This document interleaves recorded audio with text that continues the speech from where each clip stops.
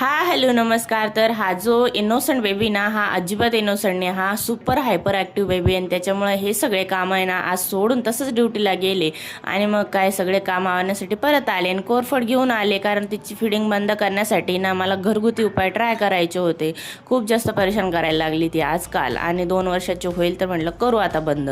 आणि घरी आले आणि लगेचच कपडे धुवायचे बाकी ते धुवून घेतले, आणि लगेचच ना हे सगळे कपड्यांच्या घड्या घालायला घेतल्या. हे रोज असं पसार आहे ना, तिचे पप्पा असे पांगून देतात आणि चालल्या जातात. संडेच्या दिवशी आणलेलं सामान तसंच पडलेलं होतं, त्यालाही आवरायला वेळ भेटला नाही. आणि ना मग काय म्हटलं ते पण आवरून घेऊया. आणि ना हे सगळे कामं जर लवकर झाले नाही ना तर खूप जास्त डोक्यात तेच टेन्शन असतं की करायचं काय. दळण करायचं होतं, आता याच्यात घाण नसते पण ना ते पावडरची इंजेक्शन टाकलेली असते, त्याच्यामुळे ते चाळून घ्यावं लागतं. आणि नंतर दळण ठेवून ना टी व्ही सेंटरला आले होते.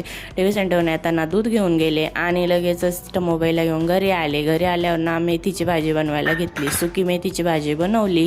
आणि ना तिच्यासाठी मस्त असं मेथीचं थालीपीठ बनवलं. याची रेसिपी हवी असेल ना कमेंट सेक्शनमध्ये नक्की सांगा. असं संपला आजचा दिवस. चला भेटूया नेक्स्ट व्हिडिओमध्ये. बाय.